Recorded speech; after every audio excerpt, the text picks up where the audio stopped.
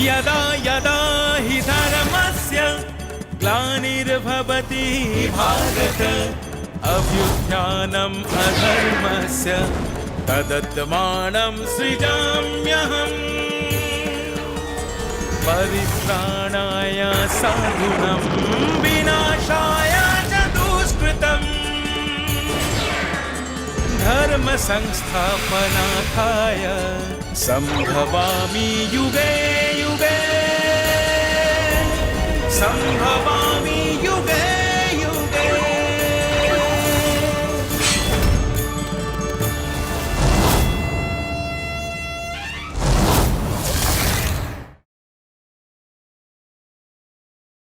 আমি পিতামহ ভীষ্ম বারবার দৃঢ়তার সঙ্গে বলেছি, ধর্মের জয় নিশ্চিত।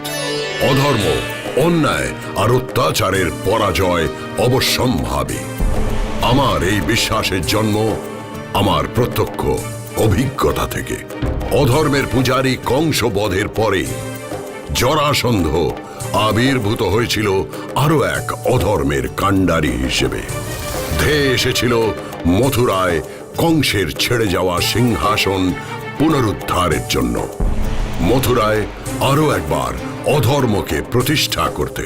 কিন্তু শক্তিশালী জরাসন্ধের এই লক্ষ্য পূরণের পথে আবারও একবার সব থেকে বড় বাধা হয়ে উঠেছিলেন সেই কৃষ্ণ। কালযবন, হংসক, ডিম্বকের মতো বিধ্বংসী সেনা নায়কেরা কৃষ্ণের হাতে হয়েছিল পর্যদুস্ত। কিন্তু হায়, ধর্ম ও অধর্ম যে সবসময় চলে পাশাপাশি। তাই হয়তো অধর্মের কালো আকাশে উদয় হয়েছিল জরাসন্ধের পালিত পুত্র শিশুপালের। সময় এভাবেই হয়তো বয়ে চলেছিল ধর্ম ও অধর্মকে সঙ্গে নিয়েই। জয় কৃষ্ণ বলরামের জয়, জয় কৃষ্ণ বলরামের জয়, জয় কৃষ্ণ বলরামের জয়, জয় কৃষ্ণ বলরামের জয়, জয় কৃষ্ণ বলরামের জয়, জয় কৃষ্ণের জয়, জয় বলরামের জয়, জয় কৃষ্ণের জয়, জয় বলরামের জয়, জয় কৃষ্ণের জয়, জয় বলরামের জয়, জয় কৃষ্ণ বলরামের জয়। মহারাজ উগ্রসেনের জয়। প্রণাম মহারাজ, আজ আমরা বিজয়ী। জরাসন্ধ বাধ্য হয়েছে পরাজয় স্বীকার করে পলায়ন করতে। আমাদের সেনাদল বীর বিক্রমে যুদ্ধ করে তাদের পরাজিত করেছে। এর জন্য তাদের সাধুবাদ প্রাপ্য। আর যাদের হাত ধরে এই বিজয়, তারা এই রাজ্য তথা এই বিশ্বের বিস্ময় বীর শ্রীকৃষ্ণ এবং বলরাম। হ্যাঁ মহামন্ত্রী, ওদের বীরত্ব আমাদের গর্বিত করেছে। আমরা ওদের কাছে ঋণী। এই দেশের রাজা হয়ে আজ আমি বলছি, জয় কৃষ্ণ বলরামের জয়, জয় কৃষ্ণ।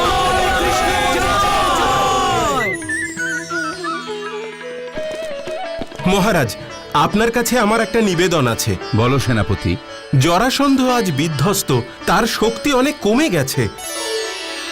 কালযবন, হংসক, ডিম্বকের মতো ভয়ঙ্কর দানবরা আজ মৃত। এতদিন ধরে আমরা শুধু জরাসন্ধের আক্রমণ সামলেছি। আজ আমাদের কাছে জরাসন্ধকে আক্রমণ করার সুযোগ এসেছে।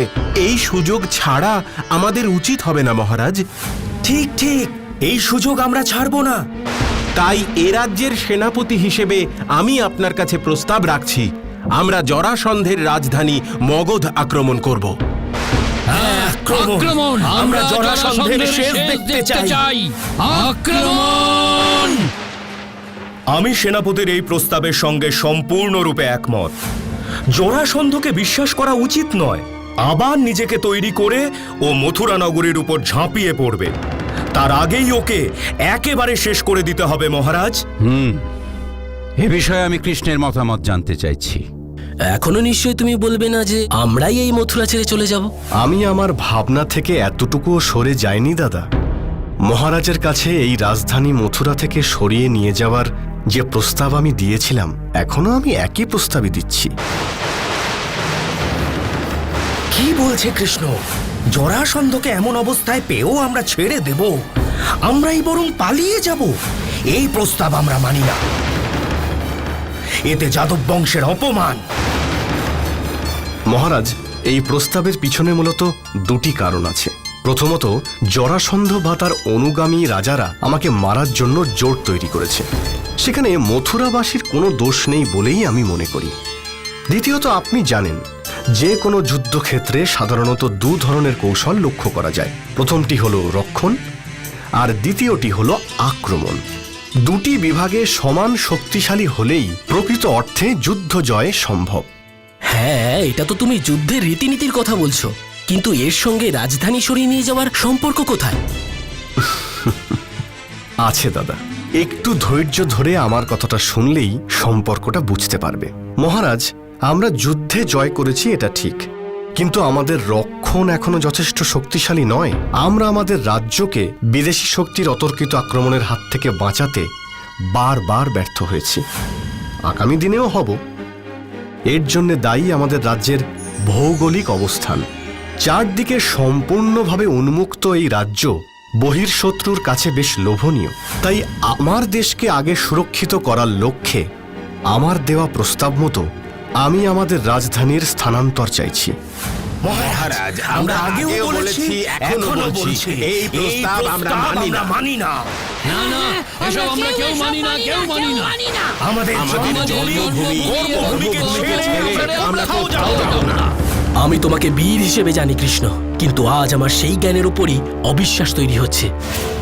সৃষ্টিশীল মানুষ অবিশ্বাস করতে করতেই বিশ্বাসে পৌঁছয় দাদা। বীরত্ব মানে শুধুমাত্র মানুষ মেরে দেশ দখল করা নয়, দেশকে, দেশের মানুষদের সুরক্ষিত রাখাও বীরত্বের মধ্যেই পড়ে।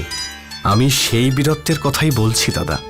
আজ আমরা জরাসন্ধকে আক্রমণ করে পরাস্ত করব, কিন্তু কাল আরেক জরাসন্ধ এসে আমাদের রাজ্য আক্রমণ করবে। বারবার যুদ্ধ করতে করতে আমাদের শক্তি ক্ষয় হতেই থাকবে। তাই আমি এক নতুন নগরী তৈরি করতে চাই, যেখানে প্রতিটা মথুরাবাসী শান্তিতে থাকতে পারবে। ইচ্ছে করলে কেউ আমাদের রাজ্যকে আক্রমণ করতে পারবে না। আর এই নগরী তৈরি করবেন শিল্পী শ্রেষ্ঠ বিশ্বকর্মা। আমি ওনাকে রাজসভায় আসতে বলেছি। সুরক্ষার দোহাই দিয়ে যুদ্ধ থেকে সরে যাওয়ার এই ভাবনার সঙ্গে আমি কিছুতেই একমত হতে পারছি না। একমত না হওয়ার অধিকার তোমার আছে দাদা, তবে একমত না হওয়া আর সঙ্গে না থাকার মধ্যে অনেক তফাৎ। আমি জানি তুমি একমত না হলেও আমার সঙ্গে ঠিক থাকবে, আর তুমি সঙ্গে থাকলে আমি পৃথিবীর সব জটিল বিষয়কে নিমেষে জয় করতে পারি। আমি কৃষ্ণের কথা বুঝতে পেরেছি। আমি কৃষ্ণের সঙ্গে সম্পূর্ণ একমত। হ্যাঁ, তাহলে নতুন নগরী তৈরির পরিকল্পনা শুরু হোক।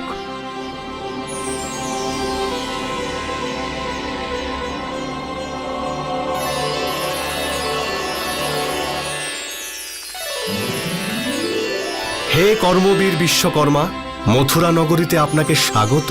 মথুরার রাজা মহারাজ উগ্রসেনের তরফ থেকে আপনাকে আমি অভিবাদন জানাচ্ছি। আপনার কাছে আমাদের একটা নিবেদন আছে বিশ্বকর্মা মহাশয়। বলুন বাসুদেব, আপনার কি ইচ্ছা? আমাদের একান্ত ইচ্ছা হলো আপনি আমাদের জন্য এমন এক নগরী তৈরি করুন যেটা চারদিক থেকে সম্পূর্ণভাবে সুরক্ষিত হবে। বহির্শত্রু চেষ্টা করলেও সে নগরীকে অতর্কিতে আক্রমণ করতে পারবে না। তাই হবে বাসুদেব। আমি চারদিকে জল দিয়ে ঘেরা এমন এক নগরী তৈরি করব যেটি বহিঃশত্রুদের আক্রমণ থেকে সম্পূর্ণ সুরক্ষিত থাকবে। আপনার তৈরি সেই বিস্ময় নগরীর নাম হবে দ্বারকা।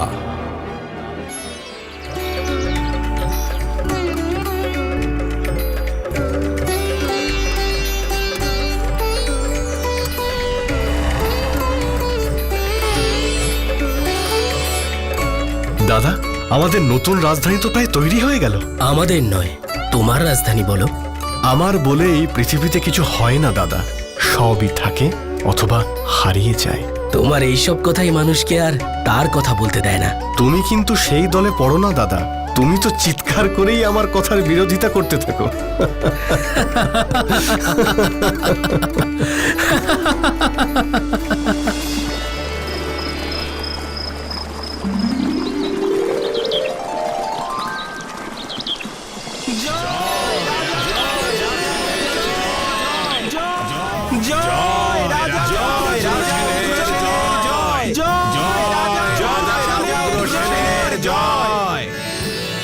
আজ আমরা সত্যি সত্যিই সুরক্ষিত। বিশ্বকর্মার তৈরি এই অসাধারণ সুন্দর নগরীতে আমরা অনেক বেশি শান্তিতে থাকতে পারছি। জলবেষ্টিত এই নগরীকে আক্রমণ করাও আজ খুব শক্ত। আজ আমরা সব দিক থেকে সুরক্ষিত। তখন আমরা অনেকেই কৃষ্ণের সঙ্গে একমত হতে পারিনি, কিন্তু আজ আমরা বুঝতে পারছি কৃষ্ণের কথাই ঠিক। জয় কৃষ্ণের জয়, জয় কৃষ্ণের জয়। প্রণাম মহারাজ, আমরা আজ সত্যিই সুরক্ষিত, কিন্তু আত্মতুষ্টি আমাদের সুরক্ষা বলয় ফাটল ধরাতে পারে। তাই আমাদের সদা সতর্ক থাকতে হবে। মনে রাখতে হবে শুধুমাত্র জরাসন্ধ নয়, আরও অনেক রাজাই তার রাজ্যের সীমানা বাড়াবার জন্যে অন্য রাজ্য দখল করতে চায়। আর রাজা জরাসন্ধ এই সব রাজাদের একত্রিত করে একটা অঘোষিত জোট তৈরি করতে চাইছে, যারা এদেশের সব ছোট বড় রাজাদের অধীশ্বর হবে। আমি জানি না ওই জরাসন্ধ কি ষড়যন্ত্রে লিপ্ত হচ্ছে।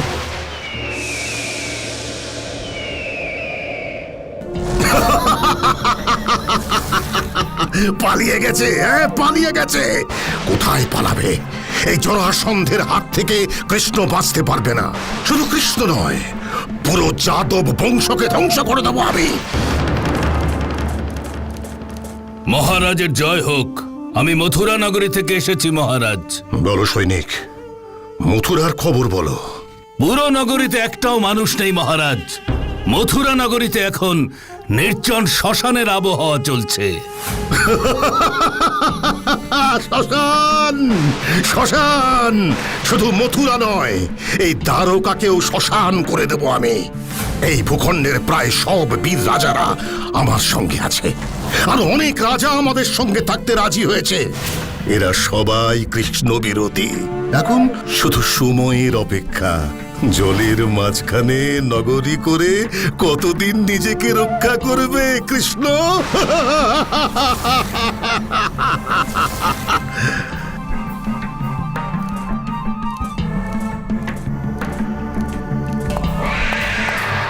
প্রণাম মহারাজ। আমরা তো এখন দ্বারকা আক্রমণ করতেই পারি। না না শিশুপাল, এবার আর একবারই আমরা যাদবদের আক্রমণ করব, যেটা হবে জরাসন্ধের শেষ আক্রমণ। আমরা আর পিছিয়ে আসবো না। তাহলে আমাদের এখন কি করণীয় মহারাজ? এখন বিদর্ভ রাজকে আমাদের দলে সামিল করতে হবে। তিনি আমার সঙ্গেই আছেন। তার পুত্র রুক্মির সঙ্গে আমার কথা হয়েছে, কিন্তু শুধুমাত্র কথা নয়, আমি তাকে আত্মীয়তার বন্ধনে আবদ্ধ করতে চাই। মহারাজ, বিদর্ভরাজ তার কন্যা রুক্মিণীর বিবাহ দেবেন স্থির করেছেন, আর এই বিবাহ তিনি খুব শীঘ্রই সম্পন্ন করতে চান। জানি জানি জানি মহামন্ত্রী, আমার আর রুক্মিণীর আলোচনা মতো সেটাই হবে আমার আত্মীয়তার যোগসূত্র। রুক্মিণীর পাত্র হবে মহাবীর শিশুপাল। এ আপনি কি বলছেন পিতা? হ্যাঁ শিশুপাল, এভাবে মগধ, চেদি, বিদর্ভ রাজ্য একসাথে হয়ে আক্রমণ করবে যাদব বংশকে। একটা যাদব বংশ এই পৃথিবীতে আর বেঁচে থাকবে না। এই ভূখণ্ডের একচ্ছত্র অধিপতি হব আমি, আমি জরাসন্ধ। এ অতি উত্তম প্রস্তাব মহারাজ। মহাবীর শিশুপালকে পাত্র হিসেবে পাওয়া যে কোনো পাত্রীর কাছেই গর্বের, আনন্দের। মহারাজ, আমরা জানি শিশুপাল আপনার পালিত পুত্র হলেও সে মহাবীর, কিন্তু তার নিয়তি যে কৃষ্ণ। দৈববাণী অনুযায়ী কৃষ্ণের হাতেই তার মৃত্যু হবে। ক্ষমা করবেন রাজপুরোহিত, আমার মৃত্যু কৃষ্ণের হাতে হওয়ার কথা থাকলেও তার জন্য আমাকে 100টা অপরাধ করতে হবে, যেটা আমার আর কৃষ্ণের সম্পর্কের মাঝখানে একেবারেই অসম্ভব। জন্মের যে শুভ মুহূর্ত থেকে আমি এই পৃথিবীর স্পর্শ পেয়েছি, এই জল, এই হাওয়া, আকাশের সঙ্গে একাত্ম হতে পেরেছি, সেই দিন থেকে এক ভয়ঙ্কর দুর্ভাগ্য আমাকে তাড়া করে বেড়াচ্ছে। প্রতি মুহূর্তে আমার মনে হয় আমি যেন কারোর দয়ায় বেঁচে আছি। একজন বীরের কাছে এই যে কত বড় যন্ত্রণার, কত বড় কষ্টের, সেটা আমি কাউকে বোঝাতে পারবো না। মাঝে মাঝে মনে হয় জন্মসূত্রেই কেন আমাকে মেনে ফেলা হলো না। জানি পুত্র, তোমার কষ্ট যন্ত্রণা আমি বুঝি। এখনো মনে পড়ে সেই দিনের কথা। সে এক ভয়ঙ্কর ঝড় জলের রাত। আমি সেদিন চেদিরাজ মহারাজ দমের অতিথি হয়ে চেদিরাজ্যেই ছিলাম।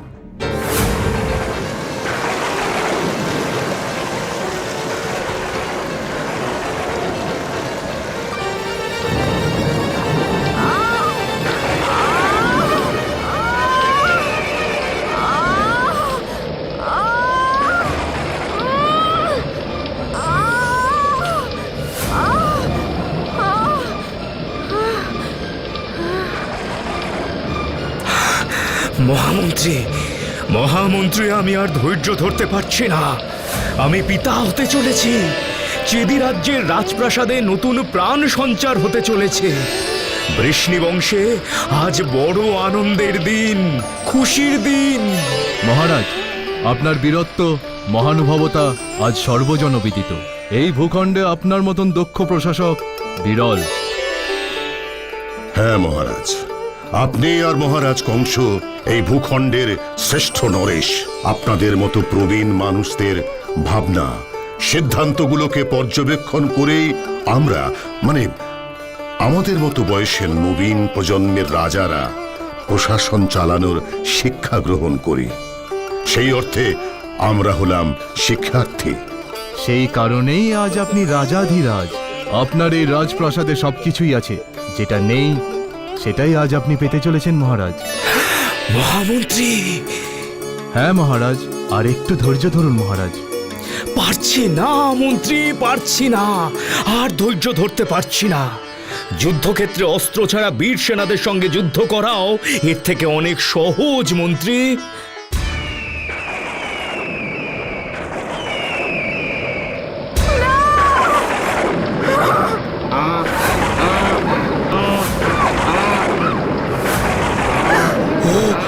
কিসের আওয়াজ মন্ত্রী? বুঝতে পারছি না মহারাজ, অনেকটা গাধার চিৎকার করার মতন, কিন্তু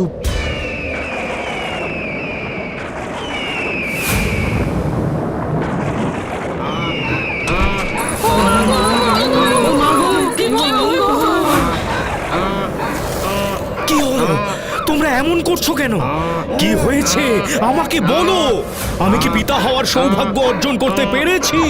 পেরেছেন মহারাজ, কিন্তু কিন্তু কিন্তু কি? চুপ করে আছো কেন? বলো, আমাকে বলো। ক্ষমা করবেন মহারাজ, আমি সেটা আপনাকে বুঝিয়ে বলতে পারবো না। আপনি ভিতরে গিয়ে নিজেই প্রত্যক্ষ করুন। প্রণাম মহারাজ।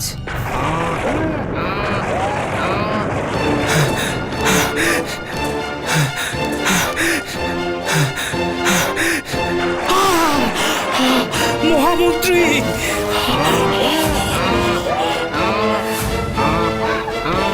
মন্ত্রী, এ কি মানুষ নাকি মানুষরূপী অন্য কোনো জীব? মহারাজ, মহারাজের দৃশ্য আমি আর সহ্য করতে পারছি না।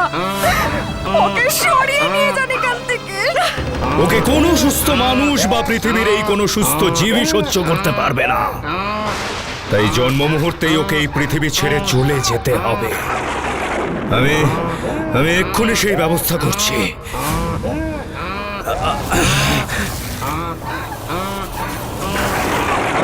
একে তোমরা মারার চেষ্টা করো না, এর মৃত্যুকাল এখনো উপস্থিত হয়নি। একে তোমরা চেষ্টা করলেও মারতে পারবে না। তাহলে এর মৃত্যু কিভাবে হবে? এর মৃত্যু যার হাতে ঘটবে তিনি এই পৃথিবীতে জন্মগ্রহণ করেছেন। এর এই ভীষণ আকার চেহারা থাকবে না। পৃথিবীর মধ্যে মাত্র একজন মানুষের কোলে গেলেই ওর ওই অতিরিক্ত অঙ্গ প্রত্যঙ্গগুলো খসে পড়ে যাবে। খসে পড়ে যাবে ওর ওই ভয়ঙ্কর তৃতীয় নয়ন।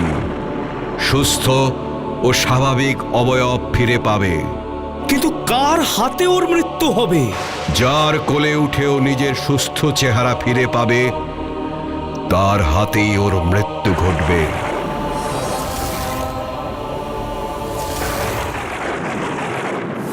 এরপর মহারাজ দম তোমাকে নিয়ে বহু রাজা মন্ত্রী বিশিষ্ট মানুষদের কোলে দেন, কিন্তু তোমার চেহারার কোনো পরিবর্তন ঘটে না।